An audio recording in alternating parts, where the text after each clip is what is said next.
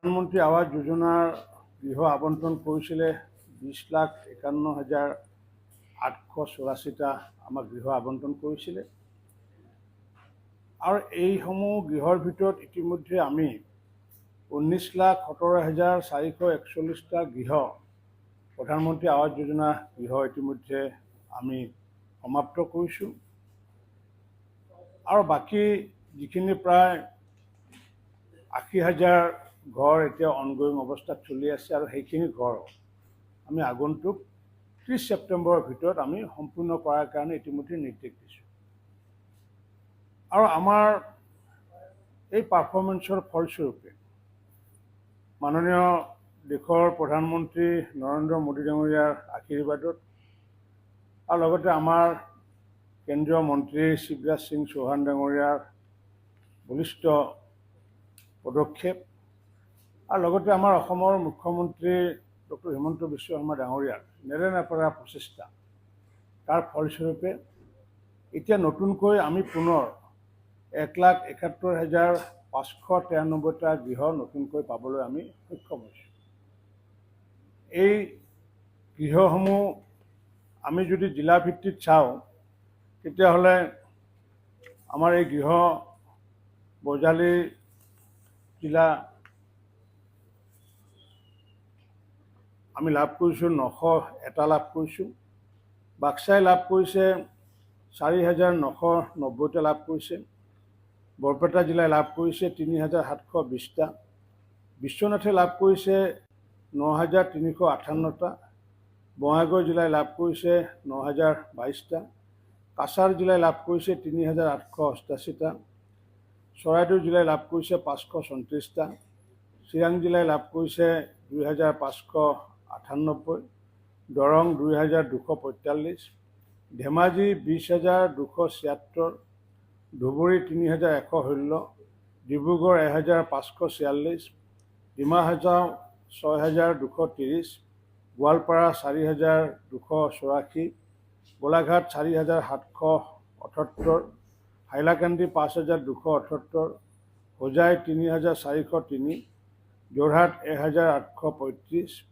কামৰূপ জিলাই লাভ কৰিছে 5,756। কামৰূপ মেট্ৰই লাভ কৰিছে 1,145। কাৰ্বি আংলঙে লাভ কৰিছে 19,286। কৰিমগঞ্জে লাভ কৰিছে 4,245।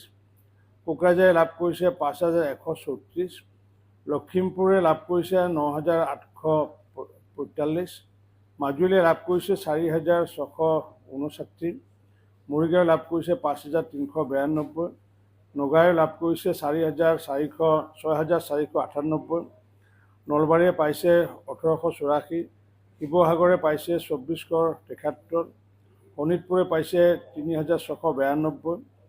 চাউথ চালমাৰে লাভ কৰিছে 1,113টা। তামোলপুৰে পাইছে 2,894। তিনিচুকীয়াই পাইছে 2,843। ওদালগুৰিয়ে পাইছে 4,173। আৰু ৱেষ্ট কাৰ্বি আংলঙে পাইছে 10,850টা লাভ কৰিছে। অৰ্থাৎ আমি যদি চাওঁ তালিকাখন, কাৰ্বি আংলং ইষ্ট বা ৱেষ্টে হওক বা কোকৰাঝাৰ বা লখিমপুৰ, য'ত নেকি জনজাতি অধ্যুষিত অঞ্চল, তাত এই আবণ্টনসমূহ বেছিকৈ পাইছে। ভাৰত চৰকাৰে এইবাৰ প্ৰিফাৰেঞ্চ দিছে, প্ৰথমতে দিছে যিসমূহ ট্ৰাইবেল এলেকা, এই ট্ৰাইবেল এলেকাসমূহক প্ৰিফাৰেঞ্চ দিয়াৰ বাবে ট্ৰাইবেল অধ্যুষিত জিলাসমূহে বেছিকৈ পাবলৈ সক্ষম হৈছে। এই 1,71,593টা যি আমি ঘৰ পাইছোঁ, মই আজি আপোনালোকৰ জৰিয়তে মই আয়ুক্তসকলক মই আহ্বান জনাইছোঁ, মই বিধায়কসকলক আহ্বান জনাইছোঁ যে বহু সময়ত এটা অভিযোগ পোৱা যায় যে পোৱা মানুহে ঘৰ পুনৰ পায় বুলি এটা অভিযোগ পোৱা যায়, বা যাৰ পকী ঘৰ আছে এই পকী ঘৰত থকা মানুহে ঘৰ পোৱাৰ এটা অভিযোগ আমি পোৱা যায়। পূৰ্বতে যিহেতু এইবোৰ ছাৰ্ভে 2011 চনত 18 চনত হৈছিলে, গতিকে সেই সময়ত ময়ো যিহেতু দায়িত্বত নাছিলোঁ, গতিকে সেইবোৰ আমি পোৱা মানুহৰ নাম কাটিব পৰা অৱস্থাত নাছিলে। আজি এই সংবাদমেলৰ জৰিয়তে আমি আয়ুক্তসকল, আমাৰ জিলা পৰিষদৰ মুখ্য কাৰ্যবাহী বিষয়া, তেওঁলোকক মই আহ্বান জনাইছোঁ যে কাইলৈৰ ভিতৰতে যাতে এই 1,71,000ৰ যি তালিকা, সেই তালিকাসমূহ যাতে বিধায়কসকলক যাতে অৰ্পণ কৰি তাত কাটিবলগীয়া নাম, অৰ্থাৎ যিসকলে এলিজিবল নহয় অৰ্থাৎ কাৰোবাৰ যদি ঘৰ আছে পূৰ্বতে সেই নামসমূহ সেইগৰাকী বিধায়কৰ পৰামৰ্শৰ আধাৰত যাতে নামসমূহ যাতে কৰ্তন কৰে তাৰ কাৰণে আহ্বান মই জনাইছোঁ। পূৰ্বতে এই বিশেষ ব্যৱস্থাটো লোৱা হোৱা নাছিলে। এইবাৰ মই বিধায়কসকলক সেইটো আহ্বান জনাইছোঁ, কাৰণ ঘৰ পোৱা মানুহে যদি আকৌ ঘৰ পায় বা যাৰ পকী ঘৰ আছে তেওঁলোকে যদি ঘৰ পায় তেতিয়াহ'লে কাষত থকা কেঁচা ঘৰৰ মানুহৰ মনত এটা প্ৰতিক্ৰিয়া হয়, যাতে সেই দুখীয়া বঞ্চিত অৱহেলিতসকলৰ মনত যাতে প্ৰতিক্ৰিয়া হ'ব নোৱাৰে তাৰ কাৰণে মই বিধায়কসকলকো আহ্বান জনাইছোঁ।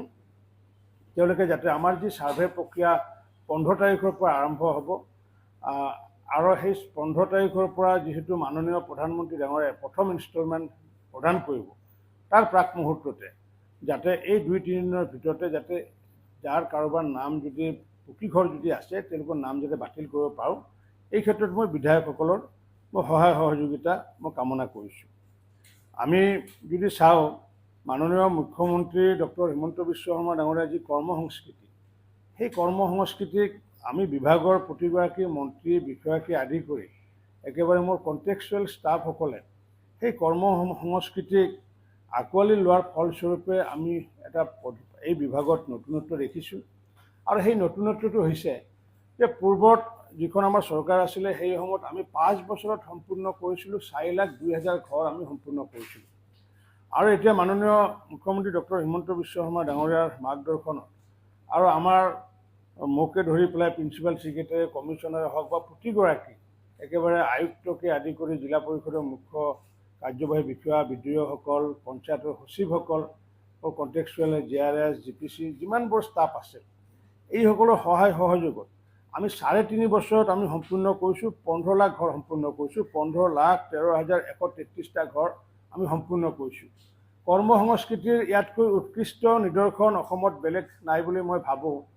আৰু আমি কৰিব নোৱাৰা কাম একোৱেই নাই, কাৰণ কিয় 5 বছৰত সম্পূৰ্ণ কৰিছিলোঁ 5,02,000, তাৰ বিপৰীতে 4,02,000, আৰু তাৰে বিপৰীতে 3.5 বছৰত কৰিলোঁ আমি 15,13,000 ঘৰ আমি সম্পূৰ্ণ কৰিছোঁ। এইটো আমাৰ কাৰণে ডিপাৰ্টমেণ্টৰ কাৰণে বিভাগৰ কাৰণে খুব সুখৰ খবৰ। আৰু ইতিমধ্যে আমি 93% ঘৰৰ কাম আমি সম্পূৰ্ণ কৰিছোঁ। 7% ঘৰৰ কাম অনগোইং চলি আছে। মই যোৱাকালিও ৰিভিউ লৈ আহিছোঁ, নগাঁৱত ৰিভিউ লৈ আহিছোঁ। আজি কিছুদিন আগতে মই তিনিচুকীয়া, ডিব্ৰুগড়, শিৱসাগৰ, যোৰহাট, লখিমপুৰ, ধেমাজিকে আদি কৰি বিশ্বনাথকে আদি কৰি প্ৰতিখন জিলাত ৰিভিউ লৈ যাতে বাকী 7%ৰ ভিতৰত অৱশ্যে 2-3% আছে মাইগ্ৰেণ্ট লেবাৰ আছে, বা 2-3% হয়তো এনেকুৱা আছে যে তেওঁলোকে আমাৰ মাজত নাই, তেওঁলোকে